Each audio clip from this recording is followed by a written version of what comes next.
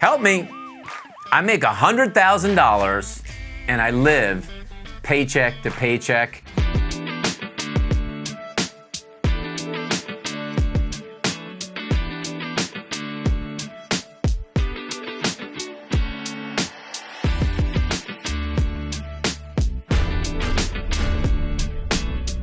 Hey everybody, welcome to another episode of What Ted Says, where it's always time to get a fatter wallet and to get a bigger net worth. Today's episode, we're gonna talk about something really, really important, because it isn't just people that make $30,000 or $40,000 that are broke.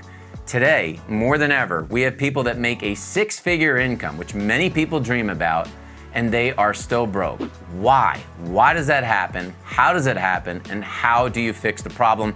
As always, thanks for joining me on the program.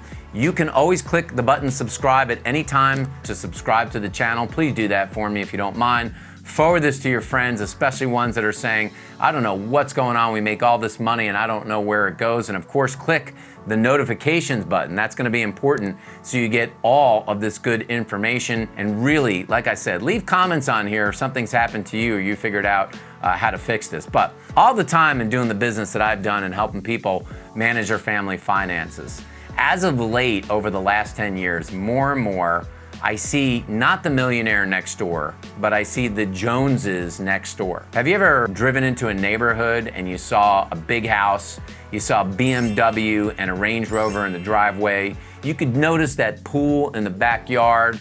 The same people that are neighbors of yours, you always go on Instagram or Facebook and they seem to be traveling to Greece or to Italy or to the Bahamas, and you're asking yourself this question: how can they do it? The answer is, my friends, they can't. They are not the millionaire next door. They are the people next door to you that make $100,000 and they actually live paycheck to paycheck. Yes, this is the phenomenon that's happening now in America. So I want to talk to you about the 5 things that you need to do to never put yourself in this position if you're truly interested in building wealth, real wealth, so one day you don't have to work anymore and you can let your money work for you. The first thing that I wanted to tell you is that you want to adopt a rule, and this is Ted's rule of thirds. Now, you make a certain amount of income today. Hopefully, if you do better in your job, over time, 2 things happen. You get more pay raises and you get more bonuses. On every single bonus and every single pay raise that you make, if you just take 1/3 of that money and know it's probably gonna go to Uncle Sam. Yes, unfortunately, there are things that we can do, but it's probably gonna go to Uncle Sam in taxes. Take 1/3 of it and have fun. If you get a $10,000 pay raise, take 1/3 of it and do something fun. $3,000 towards a trip or a TV or something that you fix up in your house. But 1/3 of that pay raise you wanna save. And the reason you wanna do that is to not succumb to something called lifestyle inflation. And that's what happens to people. The bigger people's incomes get, the wider their lifestyle expands. The problem is, if you have a bad year at work and you get a pay cut, or you don't get that bonus that you've been using as part of your regular income every year, it's very difficult to contract your lifestyle once you've expanded it. By using this rule of thirds, you will slowly expand your lifestyle and not do it in a very rapid way. Rule number 2 in here, you wanna pay yourself first. Now, you may have heard this rule before, but a lot of people don't really know what it means. What it means very simply is that you will ultimately learn to live on the net that comes in your paycheck. So on every single gross paycheck that you get, whether you start out at 5% or 10%, ultimately you want to get to 20%, and the real savers, I believe, you want to get to 30%. You take those savings off the top. Whether that goes to 401k, or it goes to IRA, or it goes in a savings account, or you pay down your mortgage quicker, it comes off the top, out of mind, out of sight, and you will learn to live on the net. It's very, very important because, frankly, whatever ends up in your checking account, it will ultimately vaporize out of your checking account. Number 3, FOMO. I just wanted to do that. FOMO is really the fear of missing out, and I didn't have to face this as a kid. Let's be honest. I mean, I would get on my big wheel and my Schwinn bike and I'd ride around the neighborhood, but you're not doing that today and your kids aren't either. The FOMO is that because we have social media in our face all the time, it always appears that your friends are living the life of Riley. It was like I was just saying, their kids have the best birthday party. They've got trips to Australia or New Zealand, or they're driving some fancy car and you're just dreaming to yourself about having this. And even though intellectually you might know it doesn't make sense to buy that car or take that trip, emotionally you're drawn in because you're thinking to yourself, if they can have it, I should be able to have it too. But remember, those people aren't saving for retirement. They're not saving for their kids' college education.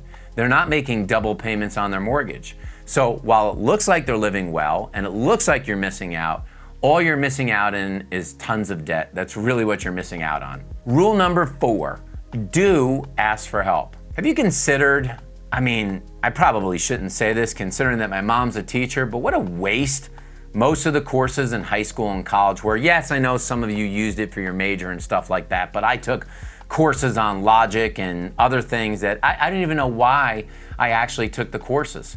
Because now that you're in the real world, wouldn't it have been great to have a course on budgeting or learning how credit cards work or learning how to sign a lease or how much of a down payment you should put on a house or how retirement accounts work or how to pick your benefits or any of that stuff? They don't teach it to you in $100,000 or $200,000 college education. Every child that goes through school should learn how to do a budget. Every child should learn how to read a tax return. Every child should learn the basics of investing, but in most places, they just don't teach it at all. So if you don't know what to do in here, then you must ask for help. Whether that's a friend, or it's a financial professional, or it's an accountant, whoever it may be, it's gonna be worth 10 times the amount of money you put into it to get a professional to teach you or show you how to do these things or do it for you than you do it yourself. Otherwise, the mistakes that you will make, it will cost you threefold on the backside as you get older in retirement. And my 5th rule in here, and this is for all of you Amazon shoppers out there, is to simply remember the acid test. Anytime you plan to click that button that says pay now, ask yourself these 3 questions. Do I want it? Do I need it? And can I afford it? And if you can answer all 3 of those questions, by gosh, you should buy it. But if you can't, then you should question if that purchase is worth it. That alone, that advice alone, will stop you from clicking that button many, many times and you realize, yeah, it would be nice to have this, I would kind of like it, but I don't want it right now, I don't need it, and I definitely cannot afford it. Listen, it is so hard in life to make $100,000. Do not take it for granted if you're one of those people that make a 6-figure income. You might even be a person that makes $200,000, $300,000, $400,000, $500,000, and you're scratching your head today and asking yourself this question: where did all my money go? What you need to do today from this episode of What Ted Says is implement these 5 rules into your life immediately, and you too will no longer be that person that makes $100,000 and lives paycheck to paycheck. Share this video with your friends. Leave me your stories, your comments, your messages. I'm interested. And most importantly, don't forget to click that subscribe button so you can get many more of the great episodes of What Ted Says.